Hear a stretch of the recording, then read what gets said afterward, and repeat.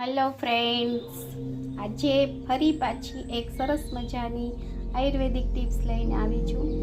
જે લોકોને ગેસ છે, બરાબર ને, ગેસની હારોહાર એસિડિટી છે. જો ગેસ માટે તો આ બહુ જ સારું છે, બરાબર ને. તો હારે એસિડિટી પણ છે, તો શું કરવું જોઈએ? અજમો ગેસ માટે સારો, મરી પણ સારા, સંચળ પણ સારું. તો કી શું કામ હશે ખબર છે તમને? તો જે લોકોને એસિડિટી છે, બરાબર, એ લોકો માટે ખાસ લઈને આવી છું આજે. બહુ જ સરસ ઉપયોગ. નાના બાળકોને ઘણીવાર ગેસ થતો હોય છે, તો એ લોકો આવું ખાય નહીં અને આ જોશે, આ ખાશે, પછી તમારે કાંઈ ચિંતા કરવાની જરૂર નથી. ચાલો, તો આ અજમો છે, આ મરી છે, આ સંચળ પાવડર છે અને આ ગાયનું ઘી છે. જો ગાયનું ઘી છે ને, બહુ જ સરસ છે, બહુ જ ઉપયોગી છે અને આયુર્વેદિક ઘી કહેવાય. હું તેમ જ કહું, મારી પાસે ગાયનું ઘી છે કારણ કે હું ગાયનું દૂધ જ લઉં છું, બરાબર. તો આ ગાયનું ઘી છે. પહેલાં ગેસ ચાલુ કરીએ,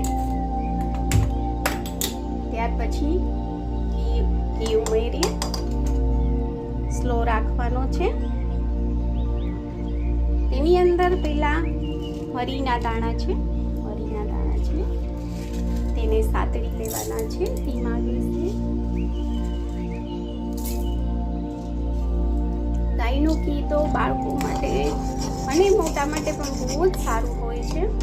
જો આ મરી છે, એને ધીમા ગેસે એકદમ સ્લો ને અંદર ઘીમાં સાતળી લેવાના છે.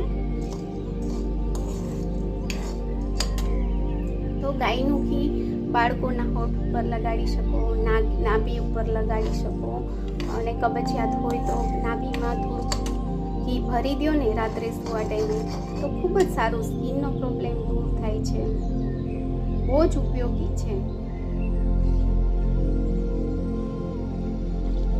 જો આ મરીના દાણા છે ને, તો હેલો ફ્રેન્ડ્સ, જો આ થઈ ગયું છે મરીના દાણા. ઘીની અંદર સરસ રીતે સતળાઈ ગયા છે. તમે જોઈ શકો છો એનો કલર એકદમ સરસ થઈ ગયો છે. એને ડીશની અંદર પાડી લેવાના છે.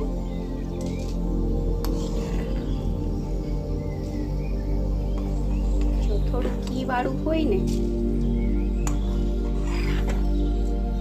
જોઈ શકો છો તમે, એની અંદર જ સારી રીતે સંચળ પાવડર મિક્સ કરી દેવાનું છે.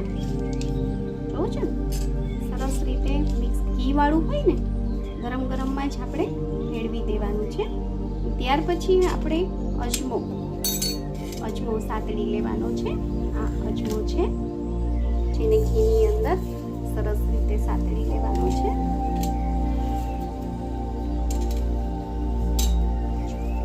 આ પણ જ્યાં સુધી લાલ ન થાય, જોજો તમે, લાલ થઈ જાય, એકદમ સરસ ફૂટી જાય.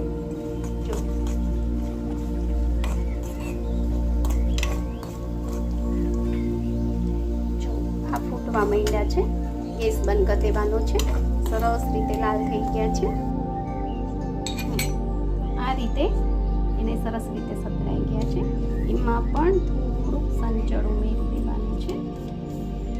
જો ઘીવાળું હોય ને, ત્યાં સંચળ ઉમેરી દેવાનું છે.